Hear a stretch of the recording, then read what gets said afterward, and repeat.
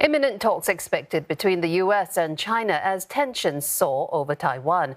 Chinese Foreign Minister Wang Yi has warned of a major confrontation between the two superpowers if Washington, quote, does not change its course. He's set to meet U.S. Secretary of State Antony Blinken on the sidelines of the United Nations General Assembly in New York. This will be their first face-to-face meeting since July and could lay the groundwork for in-person talks between President Xi Jinping and Joe Biden. And Mr. Wang says Taiwan has become the biggest risk in bilateral ties with the U.S. Tensions have been soaring following U.S. House Speaker Nancy Pelosi's visit to Taiwan, as well as President Biden's recent pledge to send American troops to help defend the island should it come under attack. Lo Min joins us live from Beijing. Min, China and the U.S. as far apart as ever. So what is China hoping to achieve from these high-level talks? Well, these talks are critical for both sides to find ways to ease tension that is at its highest point since China and U.S. established diplomatic ties in 1979. And it's also, if it's successful, it could lay the groundwork for President Joe Biden and Xi Jinping to meet face-to-face for the first time in November in Bali on the sidelines of the G20 summit. But Taiwan is likely to overshadow that talk just days after President Joe Biden had said that the U.S. will come to Taiwan's defense in the event of a Chinese attack. And Foreign Minister Wang Yi had said that this is the single biggest and most fundamental issue rocking bilateral ties right now. And he gave a quick history lesson saying that Taiwan, as a part of China, has never been a country, neither in history nor now, nor in the future. And even though both sides of the Taiwan Strait has yet to achieve complete reunification, he says that China's sovereignty has never been divided because there is only one China.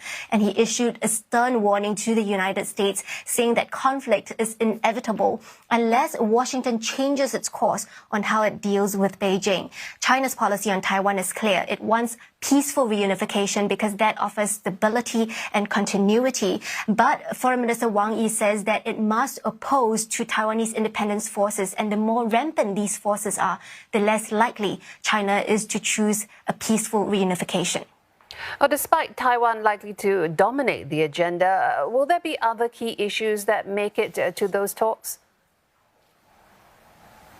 Well, we can find some hints of what else could be discussed in Foreign Minister Wang Yi's speech just a day ahead of his meeting with Blinken in New York. In that speech, he had taken issue with a whole slew of U.S. actions, including the U.S. naming China as its most important adversary, containing China with what he calls geopolitical games like the Indo-Pacific strategy, interfering with China's core interests, allowing U.S. House Speaker Nancy Pelosi to visit Taiwan, continuing with the trade talk and trade sanctions, the trade war. And he also said he also took issue with the U.S. concocting what he calls unwarranted narratives of democracy against authoritarianism. And he says all of these constant provocation is costly and dangerous, stemming from a zero-sum game mentality. And the crux of it, he says, is that the U.S. does not understand China and has a cognitive bias against it.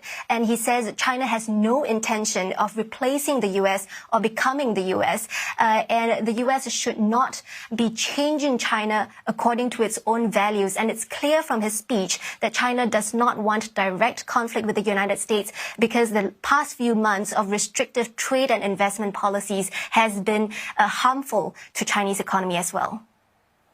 Lo Min reporting from Beijing. Thank you. And from Washington's perspective on these high-level talks, Will Denzler joins us live from New York. Will, we just heard from our correspondent in Beijing. She says China's Wang Yi, a strong warning from him, conflict is inevitable unless Washington changes course. Well, that's what China wants out of this meeting. What does Antony Blinken want out of this meeting?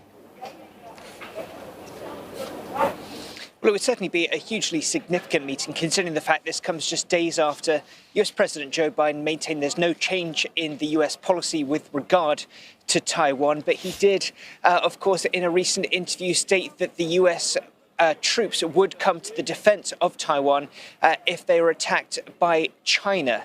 So, of course, we have heard from the US Department of State ahead of this potential meeting saying that they're there to maintain open lines of communications as well as to manage competition responsibly.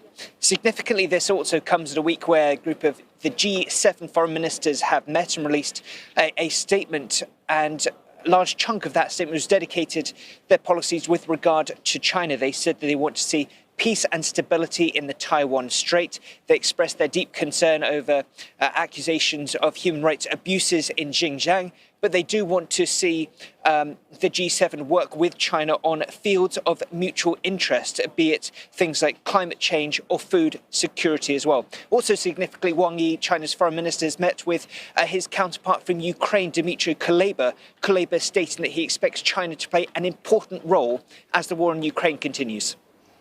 Well, you mentioned other topics there. And of course, we're at the fourth day of debates at the UN General Assembly. It's expected to start in around an hour. These topics you mentioned, are they likely to be making the agenda, topping the agenda at today's proceedings?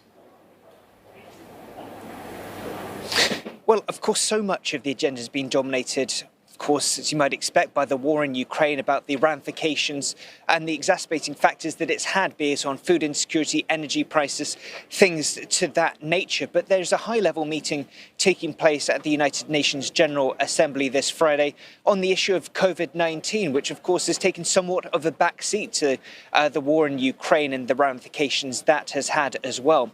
This is an opportunity for world leaders to see what they can do to make sure they hit their targets of seeing 70% of the world vaccinated. So that is set to be a key topic of discussion here at the UNGA.